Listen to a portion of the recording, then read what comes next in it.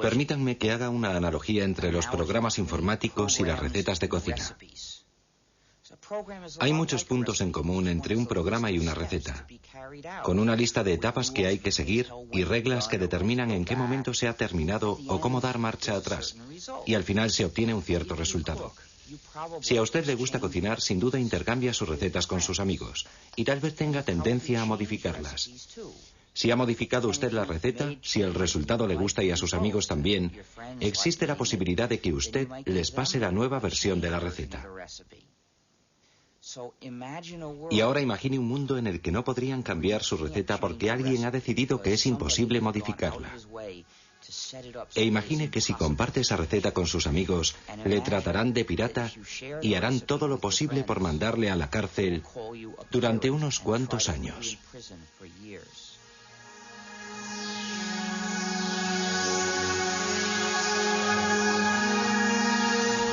Código Linux.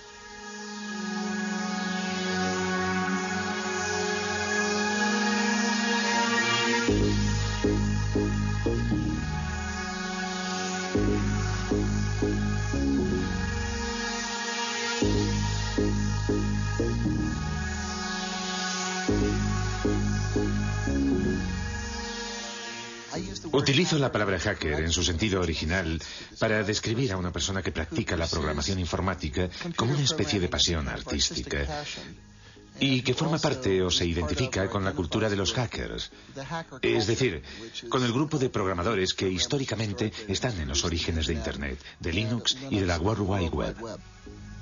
Hacker, qué palabra mágica. El rebelde de nuestra nueva era. En el principio era el ordenador, luego el ordenador personal y por fin apareció la red que ha conectado a todo el planeta y que recibe el nombre de Net. ¿Contra qué se rebelaron los famosos hackers?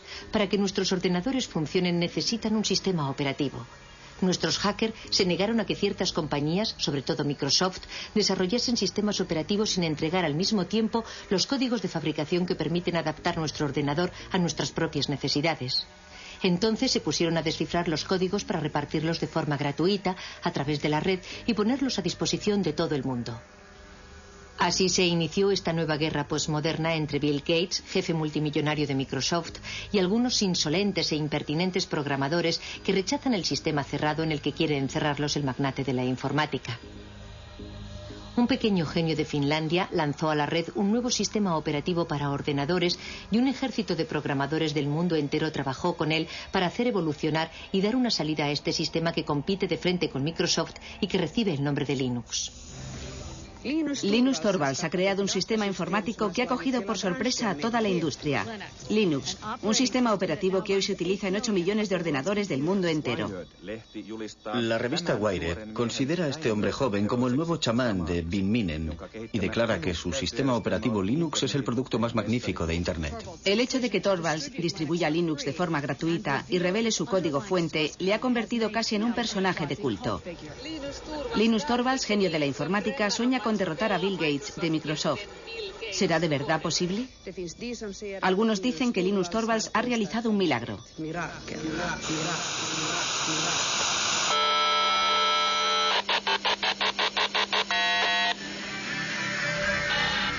Todos estos programadores, como hormigas obreras unidos entre sí por la red, han hecho evolucionar la proposición de base de Linus Torvalds, adaptándola, modificándola, enriqueciéndola y creando así uno de los mejores sistemas operativos del mundo.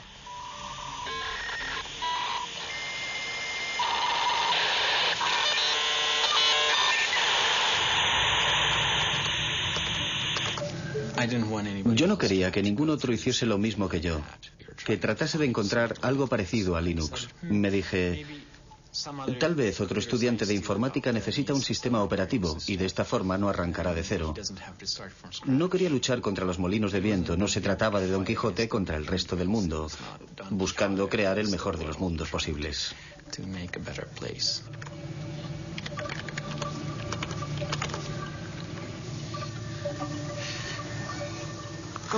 ¿Tienes hambre, Randy? Prefiero trabajar con la gente por el correo electrónico a hacerlo cara a cara. Cuando estás delante de una persona tiendes a entrar en todas las discusiones típicas de las reuniones y a perderte en detalles que sobre todo no deberían tener importancia. Cuando te comunicas por email en general te tomas un tiempo para reflexionar antes de enviar tu respuesta.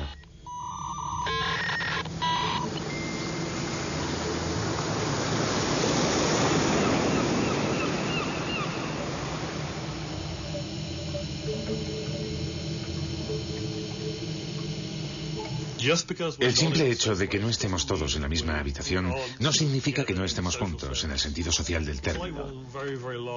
Es como si compartiéramos una oficina muy grande. Incluso nos peleamos y reñimos por Internet. Es un proyecto enorme. Que yo sepa, ningún otro proyecto de creación de software ha hecho trabajar jamás a tanta gente repartida por toda la superficie del globo, todos unidos y apasionados por el objetivo común de desarrollar un nuevo software. Lo más innovador de la comunidad Linux no es su código fuente, sino más bien toda la maquinaria social que se ha creado a su alrededor.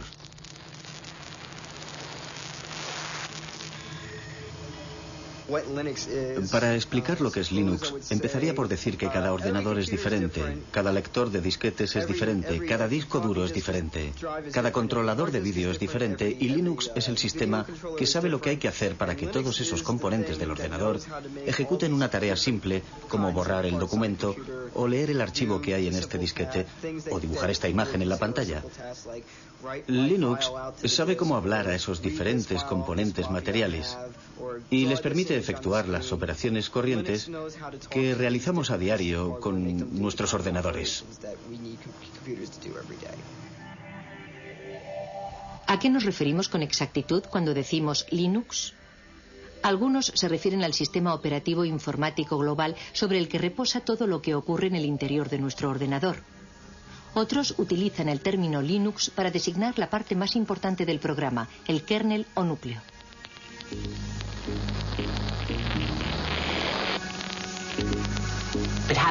Hay que remontarse a la persona gracias a la que empezó todo, que utilizó Internet para crear una comunidad de individuos en la que todos tenían la sensación de que su contribución era válida. Y esa capacidad para fomentar la cooperación solo podía provenir de una persona educada en un país como Finlandia.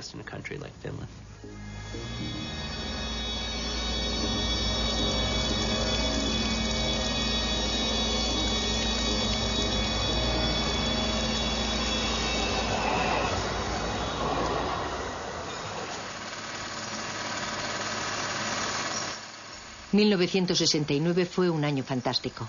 Los primeros pasos del hombre en la luna, el festival de Woodstock, el nacimiento de ARPANET, antepasado de Internet, los inicios de Unix, el sistema operativo de los grandes ordenadores, y el 28 de diciembre el nacimiento de Linus Torvalds.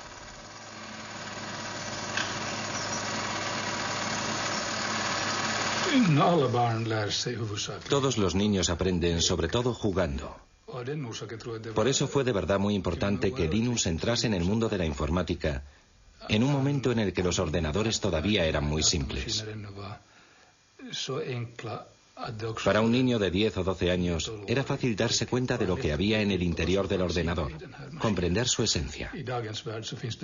Para los niños y las niñas de hoy día es mucho más difícil comprender el mismo tipo de cosas, porque hay demasiados niveles y elementos complicados en los ordenadores actuales para que puedan adquirir el tipo de instinto y de comprensión que Linus adquirió a través del juego.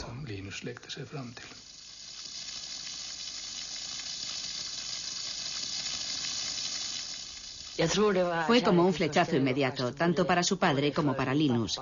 Los dos estaban excitadísimos, como unos niños, ante la idea de probar las posibilidades del Big 20. El lugar en el que Linus desarrolló Linux ya no existe. Ese cuarto existía antes de que tiráramos los tabiques. Aquí había una pared que seguía hasta un poco más lejos. Y allí había otra pared. Más o menos aquí, donde hoy está el sofá, estaban la mesa de trabajo y los ordenadores de Linus. Yo diría que lo que más ha cambiado en él es que se ha convertido en una especie de gurú de la resistencia. Sabe de verdad cómo cautivar a su público, lo que supone un cambio radical respecto a cómo era antes, porque era más bien tímido e introvertido. Y por regla general nunca tenía iniciativas propias, sino que dependía más bien de lo que proponían sus amigos.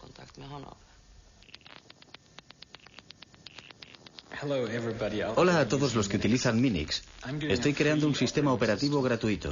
Es solo un hobby, no se trata de nada enorme ni profesional como GNU para los clones 386-486-AT. Me gustaría recibir todo tipo de comentarios sobre lo que la gente piensa de Minix, porque mi sistema operativo se parece un poco al suyo. Todas las sugerencias serán bien recibidas, aunque no prometo que las vaya a incluir todas. Firmado linustorvalds@cruna.helsinki.fi. 1991. Se derrumba la Unión Soviética. Comienza la Guerra del Golfo. El físico británico Tim Berners-Lee crea un sistema de hipertexto al que llama World Wide Web. Microsoft va camino de dominar el mundo. Y el 17 de septiembre, Linus Torvalds envía la primera versión de Linux, la 0.01, al mundo entero vía Internet. Las primeras reacciones llegan al cabo de pocas horas.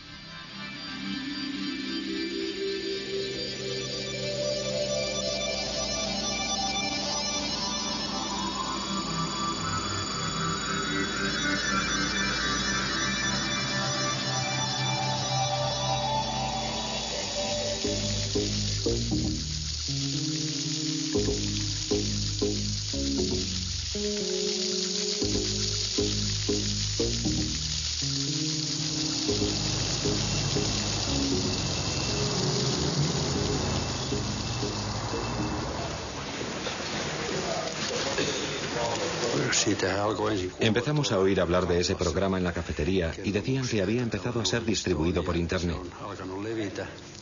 Luego oímos hablar del tal Linus y de la clase de hombre que era. Pero la verdad es que ya se había distinguido con anterioridad por la excelencia de sus resultados.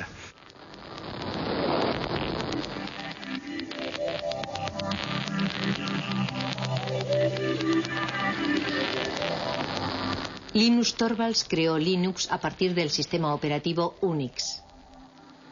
Ken Thompson y Dennis Ritchie, de los laboratorios AT&T Bell, habían realizado la primera versión del sistema operativo de Unix en 1969. Unix era de libre acceso y se hizo muy popular en el medio universitario. Su filosofía se basaba en dos conceptos. En primer lugar, que todo es un archivo. Y en segundo lugar, que cuando creas un programa escribes cosas que cumplen una sola finalidad, pero que la cumplen bien.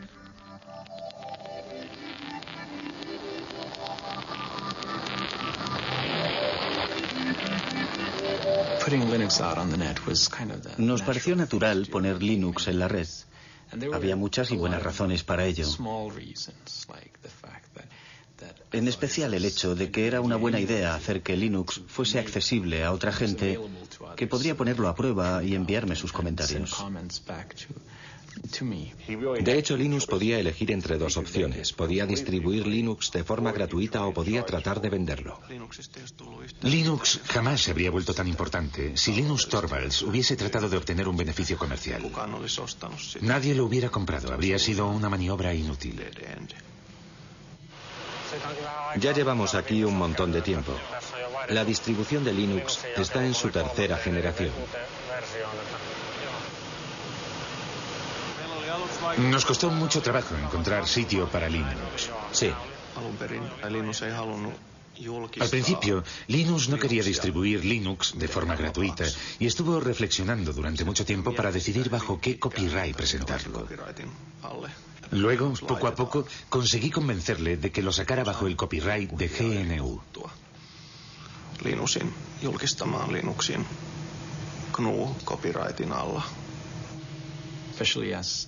Sobre todo porque el programa de compilación que utilizaba había salido bajo la licencia GPL, así que acabé decidiendo que utilizaría también la licencia GPL. La licencia GPL fue fundada por la Free Software Foundation a mediados de los años 80. Esta fundación especifica que si uno cambia o modifica el código, debe poner sus cambios y mejoras a disposición de todo el mundo, de forma gratuita. La licencia GPL tenía como objetivo impedir que alguien se apropiase del monopolio de una nueva tecnología importante. Pienso que el momento era bueno. Creo que un año antes no habría podido funcionar. Y un año más tarde, cualquier otro habría sacado algo parecido. Internet todavía no había calado de verdad entre el gran público, aunque sí había calado hondo en las redes universitarias. Yo había escrito un programa de lista de correo utilizando el lenguaje de programación C. Tenía que desarrollarlo y añadirle funciones, porque muy pronto hubo miles de personas interesadas en él. Me llevé una sorpresa enorme de que las cosas funcionaran en progresión geométrica. 1 millar de usuarios se transformaba al día siguiente en 2000 y al otro día ya tenías 4000 usuarios. Sin Internet, el desarrollo de Linux habría sido como querer jugar al ajedrez por correo.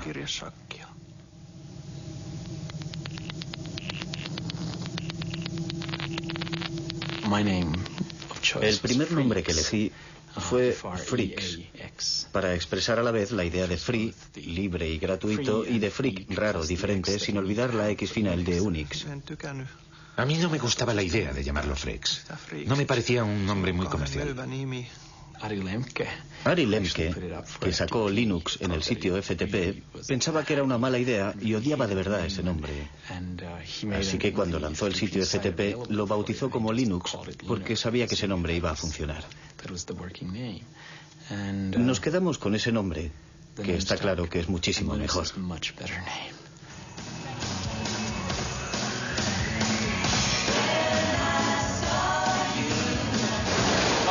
Vaya, hoy parece que tenemos un buen montón de geeks y nerds entre nosotros. La primera pregunta de la categoría fácil es, ¿cómo se pronuncia Linux? Bueno, yo Linux lo pronuncio Linux. Sin embargo, si fuese Linus Torvalds, no hay duda de que lo pronunciaría Linux. Claro que si uno es de la costa oeste de los Estados Unidos, lo más seguro es que lo pronunciaría Linux. Pero a Linus Torvalds le importa un bledo cómo pronunciéis Linux siempre y cuando lo utilicéis. Empecé a jugar con Linux en julio de 1991, poco tiempo después de que Linux sacase la versión 009 del núcleo. Lo descargué desde Finlandia, jugué con él y me pareció que era muy caro. En aquella época la anchura de la banda de Internet en la conexión transatlántica era muy limitada. Así que resultaba muy trabajoso descargar todos esos paquetes desde Finlandia.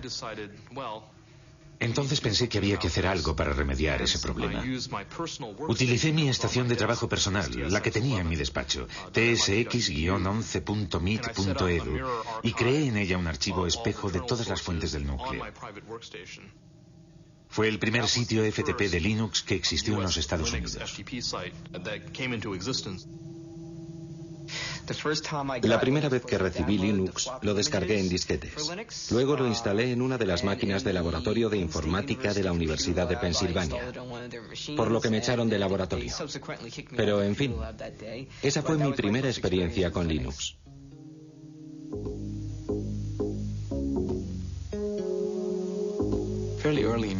Bastante pronto, en 1992, cuando había 50 o 100 usuarios, me di cuenta de que ya no conocía a nadie. Ya no se trataba solo de mí y de algunos amigos, sino que éramos yo y alrededor de 200 personas más, que yo no tenía ni la menor idea de quiénes eran, dónde vivían ni lo que hacían con el sistema, y eso supuso un gran paso.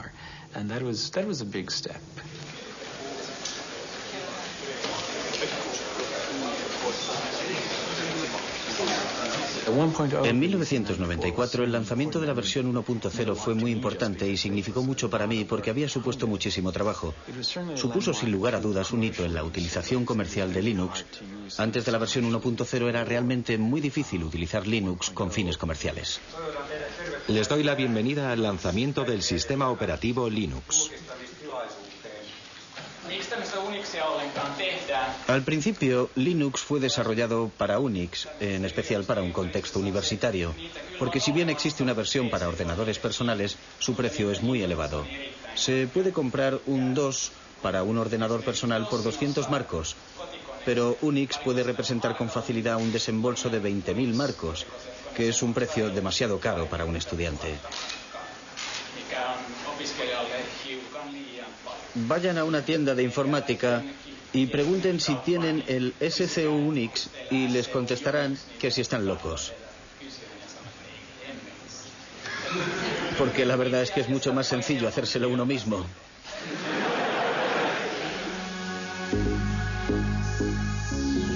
El proceso de desarrollo de Linux es extraño.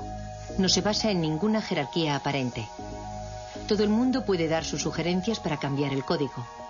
Pero hay una persona que dirige, que toma las grandes decisiones y que selecciona las mejores ideas.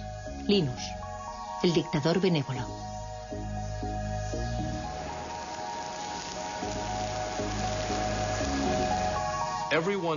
Todo el mundo sabía que ese grupo de trabajo necesitaba un jefe.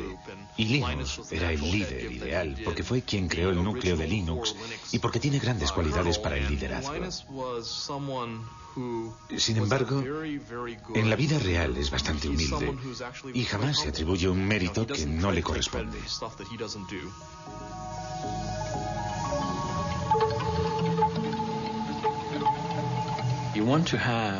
Yo quería que cientos, miles de personas trabajaran en el núcleo al mismo tiempo, pero no quería que se pelearan y se pisaran los unos a los otros, porque en ese caso pierdes mucho tiempo resolviendo los conflictos y te ves metido todo el rato en discusiones acaloradas.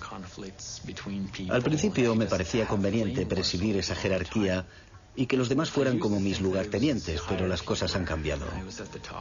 Ahora se trata más bien de una web of trust, de una red de confianzas en la que yo tengo personas en las que confío, que a su vez confían en otras personas.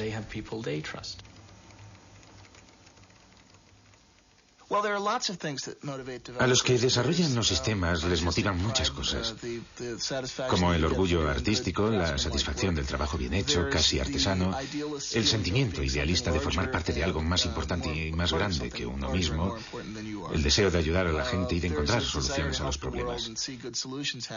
Y a falta de remuneración, en la mayor parte de los casos esa gente busca sobre todo forjarse una cierta reputación entre sus colegas. Uno de los puntos fuertes del desarrollo de Linux es que casi todos los creadores de software pueden ser contactados directamente por correo electrónico. Tetsu jugó un papel fundamental en la difusión de Linux en los Estados Unidos.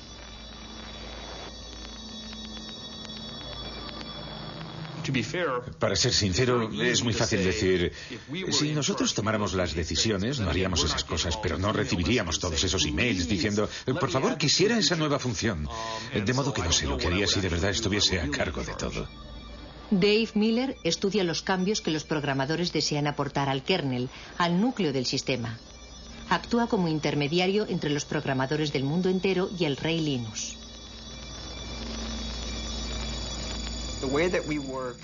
Nuestra forma de trabajar es la siguiente. Puedes hablar durante todo el día de una gran idea o de una solución genial, pero tienes que proponernos algo. Enséñame algo concreto, envíame un fragmento de código, algo tangible, que yo mismo pueda probar para hacerme una idea de qué se trata, en vez de pasarte el día entero hablando del asunto de forma abstracta. Alan Cox, un hacker renacentista, es el colaborador más cercano de Linus, su mano derecha.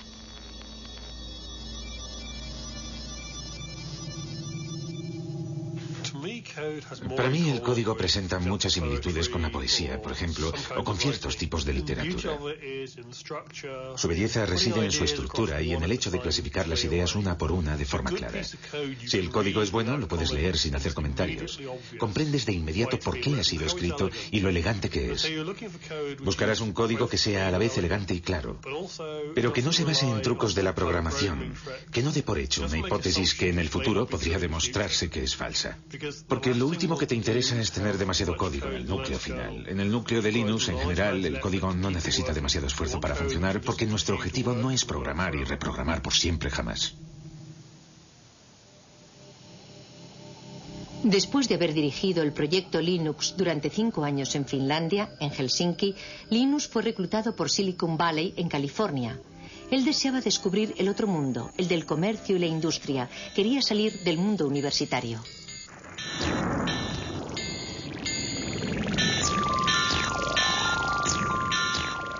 Usted es una figura poco ortodoxa dentro del universo de Silicon Valley. ¿Qué van a hacer con usted? ¿No corre el riesgo de dejarse llevar por el aspecto comercial y enloquecido del lugar?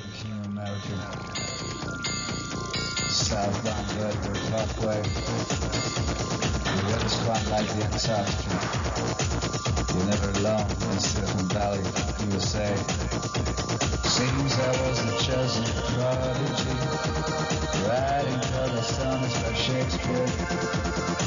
Some sort of alchemy, they couldn't even get near.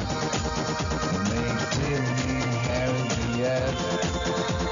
The East, they found the web, they probably sell the shares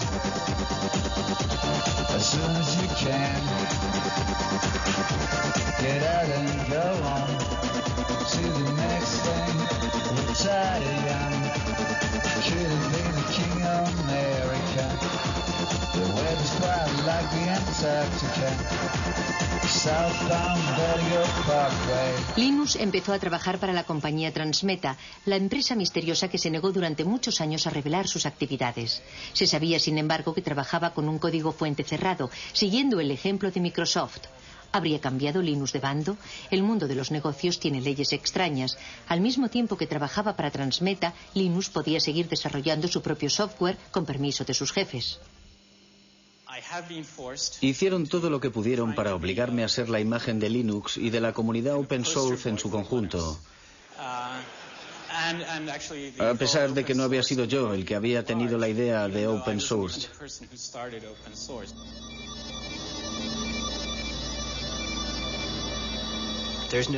Nadie representa él solo toda la historia y no hay un solo punto de partida. Es como el bambú, que no se sabe dónde empieza y dónde termina. En mi opinión, este movimiento no tiene nada de nuevo. Anda flotando por ahí desde hace bastante tiempo. Recuerden la actitud general que teníamos en los años 70 respecto a Unix. Aunque técnicamente no se trataba de un código fuente abierto y no era gratuito. Necesitábamos a toda costa obtener la licencia de AT&T, pero en aquella época no suponía un problema porque por regla general se podían compartir las cosas de forma gratuita y libre. Cuando utilizas un programa, por regla general utiliza su forma ejecutable, es decir, una serie de ceros y de unos. Nadie es capaz de encontrar un sentido a esas cifras. Solo el ordenador las comprende. Para eso es para lo que sirven los ordenadores. Esas cifras son la forma del programa que puede comprender el ordenador. Pero para los seres humanos resulta muy difícil saber lo que significan. Cuando desarrollamos un software, lo programamos bajo la forma de código fuente. El código fuente es una especie de álgebra. Es la forma de entenderlo si eres programador. Suele haber una cantidad enorme de comentarios y de explicaciones incluidas en el código fuente para ayudar a que la gente comprenda el programa. Si solo tienes los ejecutables, es decir, lo que te proporciona Microsoft, aunque tuvieras incluso la posibilidad de introducirles cambios, no sabrías nunca qué modificaciones introducir. Es demasiado difícil. Para poder modificar un software y hacerlo más práctico y más fácil de usar, debes disponer del código fuente. Si observas de verdad el proyecto, como ya he dicho otras veces, verás que Linus desarrolló el kernel, el núcleo, pero no la totalidad del sistema. Pienso que lo más interesante de este asunto es el hecho de que Richard Stallman iniciase el movimiento. ¿Han oído hablar de Richard Stallman? Él quería que todo el mundo tuviera derecho a utilizar los softwares y a copiarlos sin infringir la ley, para hacerles cambios, para distribuirlos y para mejorarlos. Él quería dar derechos a la gente. Había decidido aniquilar el capitalismo americano corrompido de la industria informática. Y dimitió de su puesto de trabajo, pero siguió programando.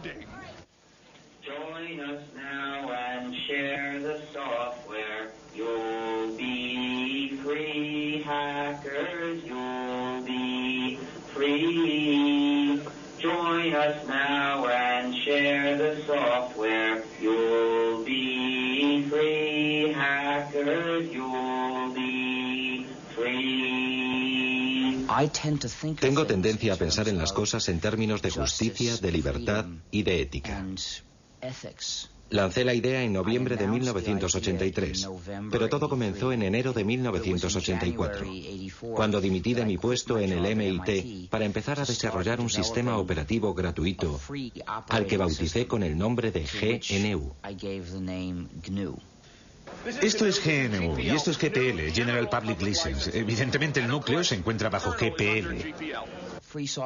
La idea del software libre hace referencia a la libertad, no al precio. Es una lástima que en inglés la palabra free sea ambigua y tenga significados diferentes. Puede significar gratuito, pero también libre. Y yo prefiero pensar en libertad de expresión que en cerveza gratis.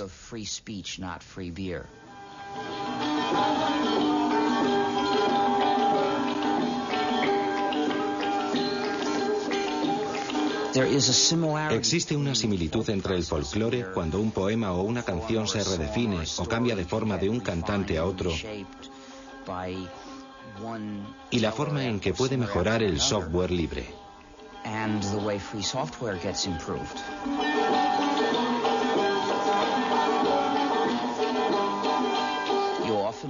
A menudo el software libre es desarrollado por un grupo de personas que no incluye a ninguno de los que lo desarrollaron al principio.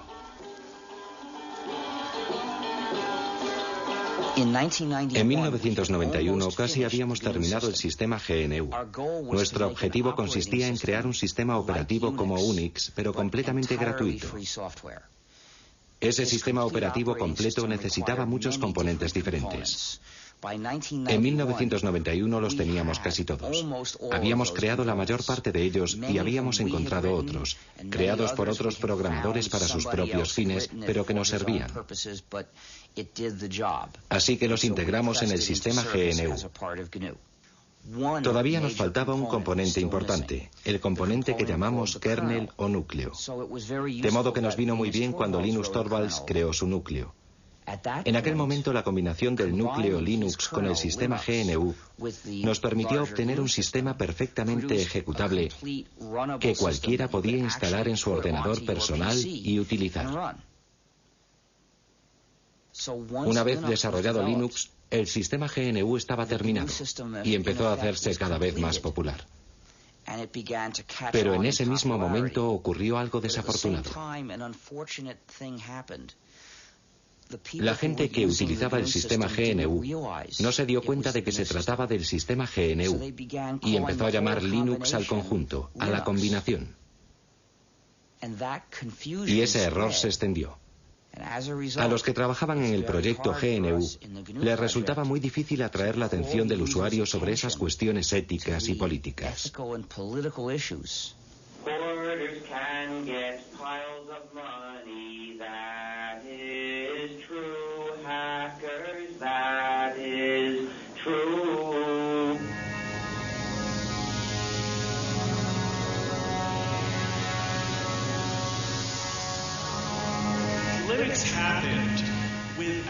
Linux nació sin la ayuda de ricos inversores, incluso a pesar de esa ayuda.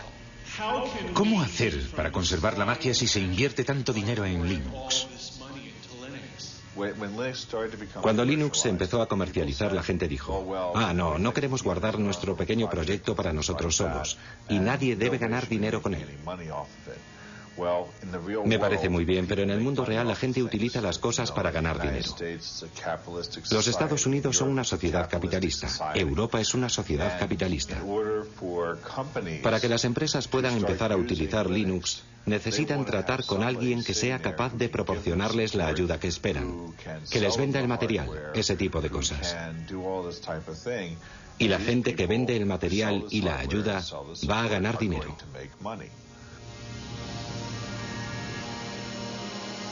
Pocos de nosotros somos hackers.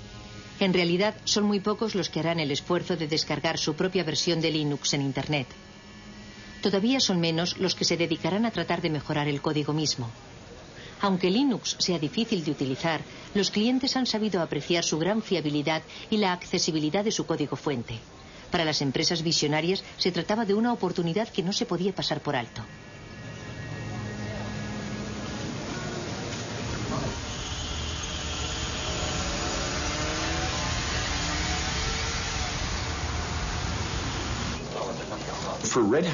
En realidad, Red Hat no buscaba un sistema operativo mejor que Microsoft o que Sun Microsystems. Lo que más nos interesaba era poder contar con un sistema operativo capaz de resolver los problemas que nuestros clientes no podían arreglar con un software tradicional. Nos dimos cuenta de lo que estábamos haciendo. Desarrollábamos una tecnología y luego entregábamos el código al público. ¿Cómo entonces íbamos a ganar dinero? Por supuesto, cuando fuimos a California, a Silicon Valley, todo el mundo nos dijo: y si reveláis los códigos, jamás podréis ganar dinero en el negocio del software. Cuando regresamos, hablamos con nuestros clientes y nos dimos cuenta de que lo único que los mantenía fieles a nosotros era precisamente el hecho de que nosotros revelábamos los códigos y que por primera vez podían controlar la tecnología que utilizaban. El verdadero valor de todos los productos de software reside en la hotline o línea caliente, es decir, en la relación de ayuda permanente que existe entre el vendedor y el usuario. Y eso es lo que proporciona el software las características de la industria de los servicios y no las de la industria de la producción. Linux funciona de maravilla en el campo de los servidores de aplicaciones de Internet, pero como no es fácil de utilizar por los particulares, solo posee una pequeña participación en el mercado de la informática. El proyecto Genome, con su interfaz gráfica, trata de rellenar ese hueco, pero resulta que los hackers son elitistas y siguen siendo fieles a Linux.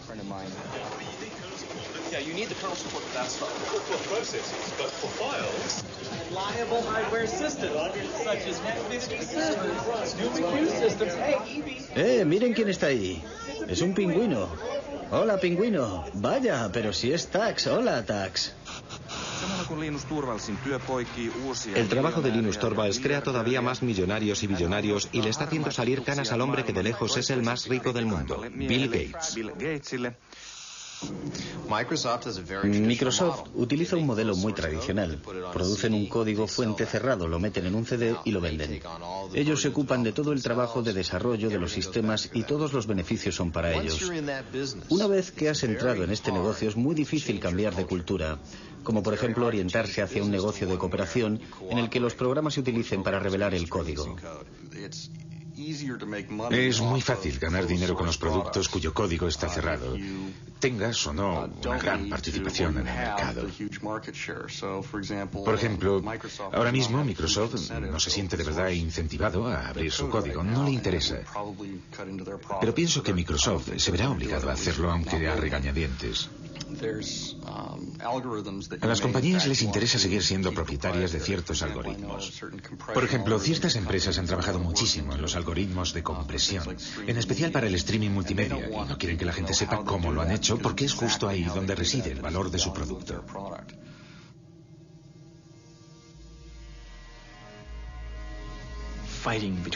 La famosa lucha entre Linus, líder de Linux, y Bill Gates, líder de Microsoft, empieza a tomar un cariz realmente personal.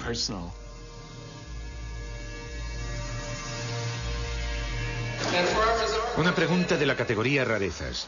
¿A quién pertenecen estos labios? Voy a contestar yo. Son los labios de Bill Gates a punto de contar otra mentira más.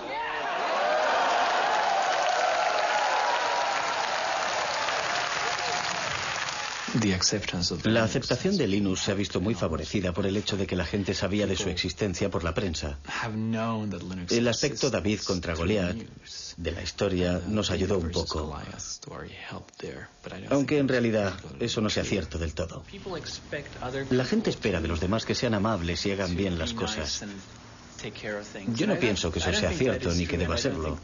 El poder de Linux es que, aunque no te ayude nadie, siempre podrás disponer de tu propia copia de Linux. Y la posibilidad de hacer con ella lo que te dé la gana. Quiero evitar convertirme en el político de Linux. Quiero que todo el mundo piense que soy un buen tipo y que soy una persona que no hace trampas. Linus, una última pregunta. Yo soy de la India. ¿Hay muchos indios que contribuyan al desarrollo del núcleo? No, no hay muchos. ¿Qué mensaje le gustaría mandarles para que sean cada vez más los que se unan a su proyecto? En mi opinión es solo un problema de infraestructuras. No siempre tienen acceso a Internet o disponen solo de una conexión muy lenta. Y pienso que la gente quizás no está acostumbrada a ese tipo de colaboración por Internet y se pone un poco nerviosa. ¿Tienen un mensaje para motivarles, para hacer que vengan más programadores? No conozco los problemas de la India, pero sin duda existirán problemas locales que solo los indios pueden resolver. Problemas que al continente americano no le importan en absoluto. En mi opinión resulta muy estimulante cuando alguien dice: yo puedo resolver ese problema, puedo crear mi propia versión de Linux que me convendrá mucho más. ¿Entendido? Y eso vale para un indio, para cualquiera. Eso es lo que debe motivar a la gente, aunque por otro lado diga lo que diga yo, no tienen por qué hacerme caso. Linus, solo un momento. Muchas gracias. Gracias a usted. La próxima vez que visite la India... Lo intentaré, pero... debería pasar unas largas vacaciones. Trabajo para una revista holandesa. ¿Piensa ir a los Países Bajos?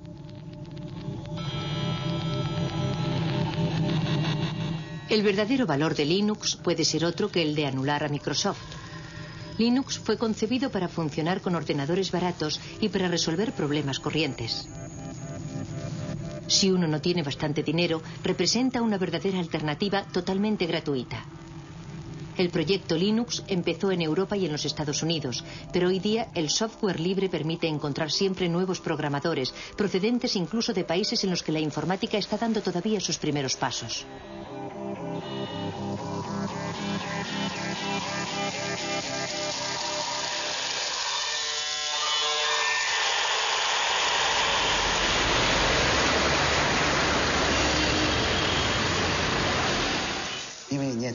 La sociedad Red Flag está especializada en la investigación, el desarrollo y la comercialización de sistemas operativos basados en Linux. Como ustedes saben, China está retrasada respecto a los países desarrollados en materia informática. La diferencia es muy grande y estamos tratando de salvarla lo más deprisa posible. Mientras tanto, debemos recurrir a la experiencia de muchos otros países. Damos una gran importancia al sistema operativo. Empezamos a desarrollar el sistema a partir de Linux, pero debido a la estricta reglamentación del mercado, fracasamos. Linux representa para nosotros una gran oportunidad, así como una buena base para formarnos en las nuevas tecnologías del mundo entero.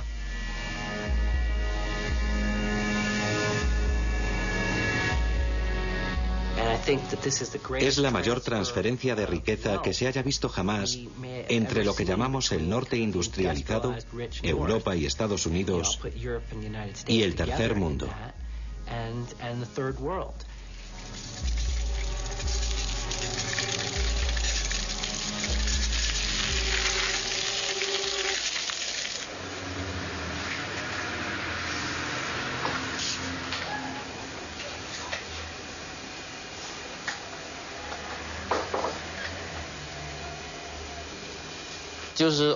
Es el código fuente abierto. Pienso que es muy importante para mucha gente. Me gusta la filosofía y me gusta analizar las cosas desde el ángulo de la filosofía.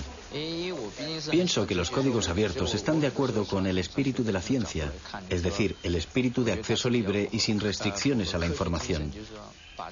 Nada debería estar oculto. Esa es mi primera impresión respecto a Linux.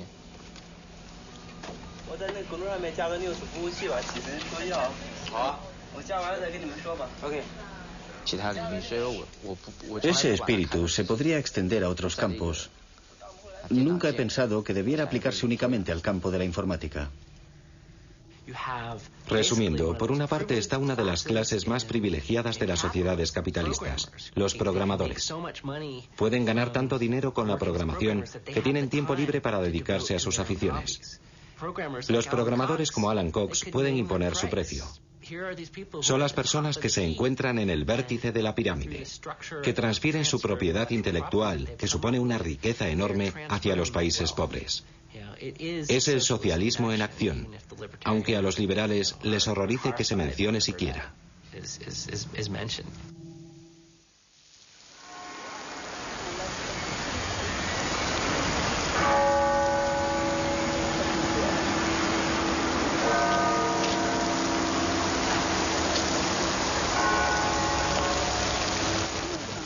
Los proyectos open source han sido comparados al desarrollo de la ciencia. La ciencia en sí misma no da dinero. Son las aplicaciones industriales de las investigaciones las que crean riqueza. Para los hackers, partidarios de la open source, el desarrollo de Linux ha sido siempre un proyecto voluntario de tipo científico, un auténtico hobby. Los expertos más valiosos de Linux acabaron por ser contratados por otras compañías. En 1999, durante el auge de la economía de la red y de los negocios electrónicos, algunas empresas Linux cotizaron en bolsa. Wall Street anunció que las acciones de Linux alcanzaron valores récord.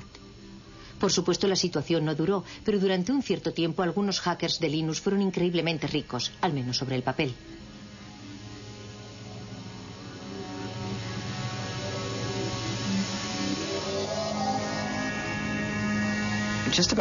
Antes de esa locura bursátil, todos los que participaban en el desarrollo del núcleo y ganaban dinero con Linux permanecieron bastante fieles a sus valores al aceptar esos puestos en nuevas empresas.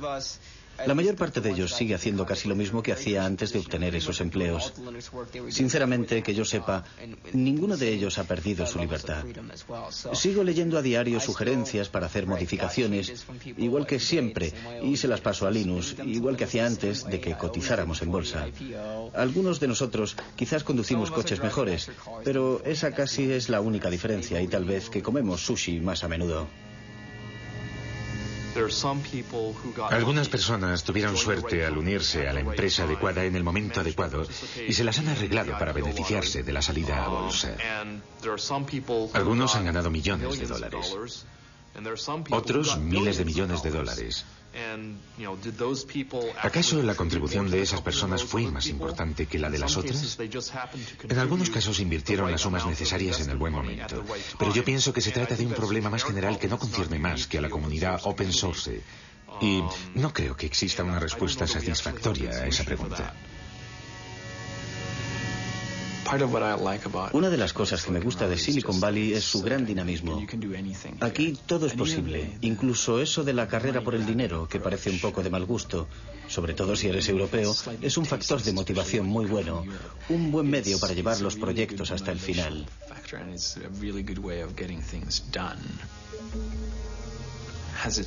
¿Me ha hecho cambiar el hecho de vivir aquí? Supongo que sí. Ya no soy el mismo que era cuando llegué. Pero no creo que me interese más el dinero que antes.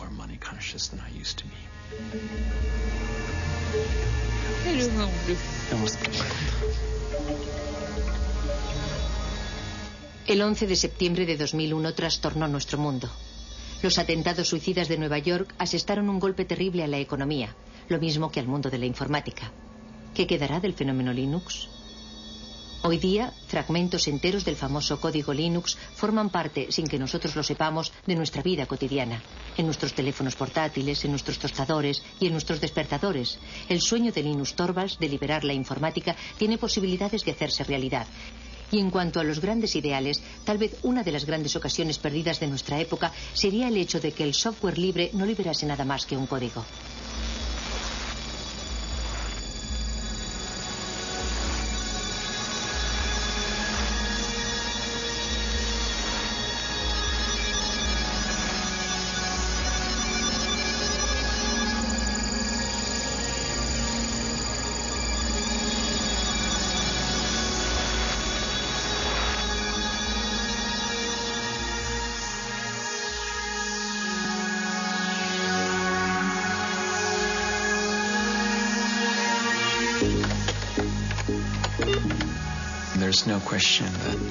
La cuestión no es saber si los progresos tecnológicos dejarán anticuado a Linux en un momento determinado. La cuestión es saber justamente cuánto tiempo va a tardar en ocurrir eso. Randy, ¿no te afiles las garras en el sofá? Pienso que uno de los poderes de open source es que en el futuro, dentro de 5, 10 o 50 años, el mejor sistema operativo del momento siempre podrá sacar partido del código fuente de Linux.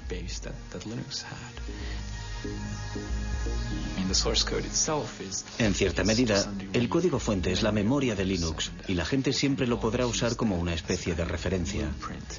Pero hay otra cosa. También existen problemas intangibles relativos al motivo de que se hicieran las cosas de una manera determinada. Yo pienso que esas cuestiones están en el aire, conmigo o sin mí.